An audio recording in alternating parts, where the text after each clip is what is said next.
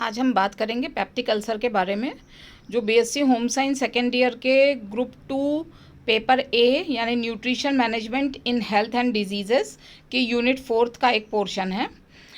यह डिज़ीज़ बहुत ज़्यादा अब कॉमन हो गई है और यह हमारे पाचन तंत्र को प्रभावित करने वाली बीमारी है। यदि हम देखें तो अल्सर का मतलब होता है एक ऐसा घाव जिससे दर्द हो और जिससे रक्त बाहर निकले। तो पेप्टिक अल्सर जो है वो हमारी आंतों में होने वाला घाव है। एक्चुअल में इसे विभाजन के हिसाब से देखा जाए तो यह 3 प्रकार का होता है। यदि यह आमाशय में है, यदि इस प्रकार का घाव आमाशय में है तो उसे हम गैस्ट्रिक अल्सर कहते हैं। कई बार इस प्रकार का जो घाव है वह ईसोफेगस में बन जाता है, ईसोफेगस यानी ग्रसनी वाला भाग, तो उसे हम ईसोफेजियल अल्सर कहते हैं। और कई बार यह हमारे छोटी आंत के सबसे ऊपरी भाग जिसे डिओडिनम कहा जाता है, डिओडिनम में यह घाव बन जाता है तो उसे हम डिओडिनल अल्सर कहते हैं।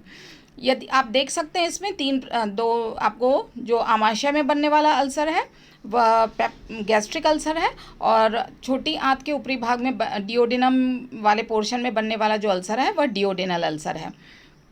अब इसके अल्सर जो है वह मुख्य रूप से अधिक मात्रा में अम्ल के स्रवण के कारण देखा जाता है। हमारे आमाशय में 0.004% हाइड्रोक्लोरिक एसिड जो है वह गैस्ट्रिक सेल्स के द्वारा स्रवित किया जाता है। परंतु हमारा आमाशय खुद ही प्रोटीन का बना होता है, लेकिन इसकी दीवारों के चारों तरफ 0.25 इंच तक एक मोटी म्यूकस या श्लेष्म की मोटी दीवार होती है जो इस अम्ल के प्रभाव को हमारे आमाशय की दीवारों तक पहुंचने से रोकती है। परंतु यदि किसी भी वजह से यह इस दीवार में क्रैक आ जाए या दीवार हट जाए अपने स्थान से, तो अम्ल का प्रभाव हमारे आमाशय या डिओडिनम या ईसोफेगस की सेल्स के ऊपर पड़ने लगता है, और उसकी आमाशय के बुरे प्रभाव की वजह से ये जो कोशिकाएं हैं खराब होने लगती हैं, उनमें व्रण यानी कि घाव हो जाता है और उसमें से ब्लड निकलने लगता है, जिसे कि हम पेप्टिक अल्सर कहते हैं। इसके बहुत सारे कारण हैं।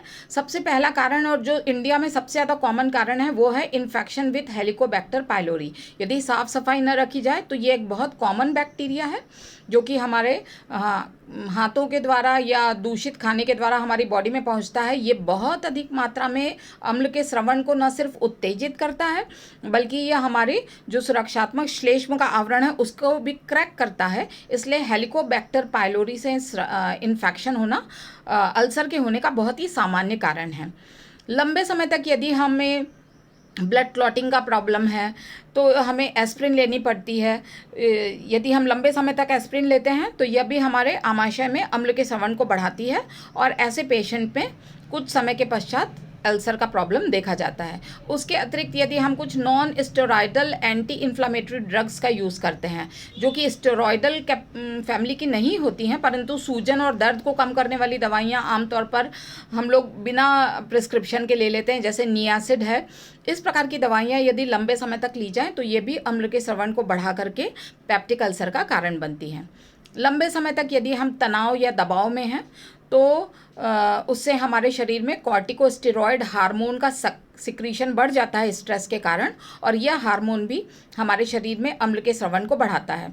इसके अतिरिक्त यदि हम लंबे समय तक कोई मसालेदार खाना खाते हैं तो वह भी अल्सर का कारण होता है, क्योंकि मसालेदार खाना या भारी खाना जिसको हम कहते हैं तला भुना खाना, वह हमारे आमाशय में अम्ल के स्रवण को बढ़ाता है। यदि हम स्मोकिंग करते हैं या फिर बहुत अधिक मात्रा में अल्कोहल लेते हैं तो भी हमारे अम्ल का स्रवण बढ़ता है, और जिसकी परिणति हम अल्सर के रूप में देखते हैं।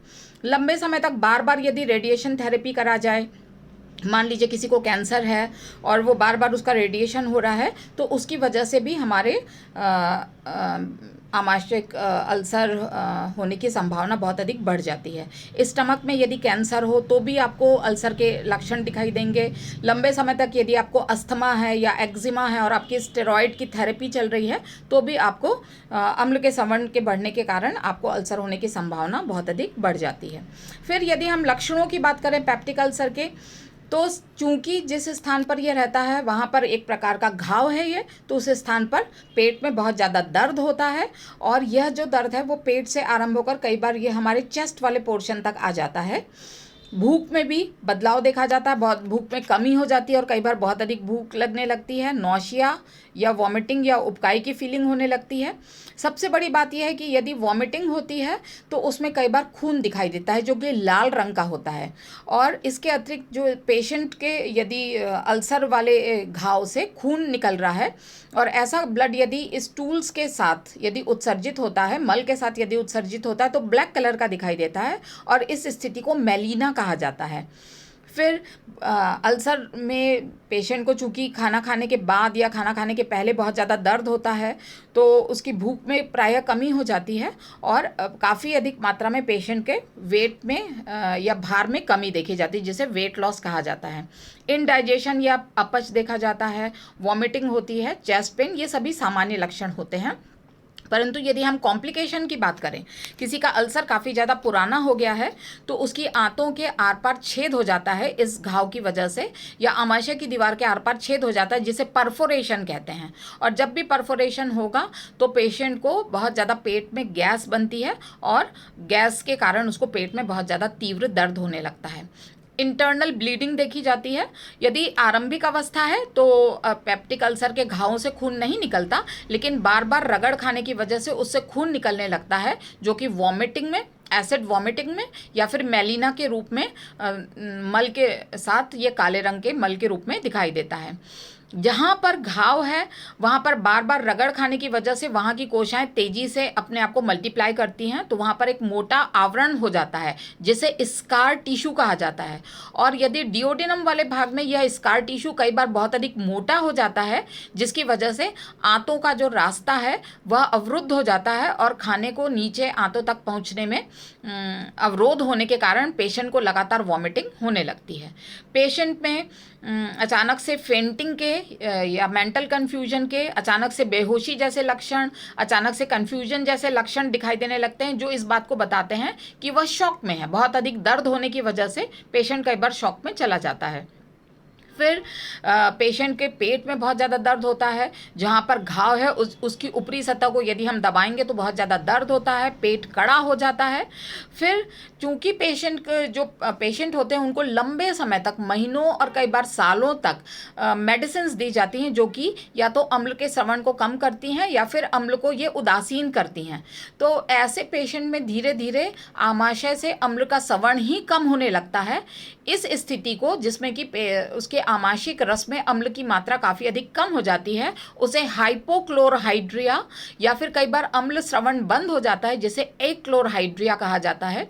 और जब आमाशयिक रस में अम्ल बिल्कुल भी नहीं होता तब ऐसी वजह से इन्फेक्शन होने के चांसेस काफ़ी अधिक होते हैं और ऐसे पेशेंट को बार बार हमारे आहार नाल में संक्रमण का जैसी जटिलताएं देखी जाती हैं।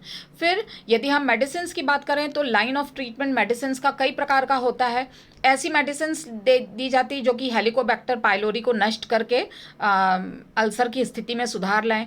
ऐसी मेडिसिन्स दी जाती जैसे कि हाइड्रोजन आयन ब्लॉकर्स प्रकार की मेडिसिन्स जो कि अम्ल के श्रवण को या तो बंद कर देती हैं या फिर कम कर देती हैं। न्यूट्रलाइजिंग प्रकार की मेडिसिन्स दी जाती हैं जैसे कि डाइजिन वगैरह, जितने भी जेलुसिल, ये सभी प्रकार की जो मेडिसिन जिनमें कि एल्यूमिनियम हाइड्रोक्साइड या मैग्नीशियम हाइड्रोक्साइड आदि होते हैं, ये अम्ल को उदासीन करके हमें पेप्टिक अल्सर के जो जटिलताएं हैं और उसके लक्षण उससे हमें बचाती हैं।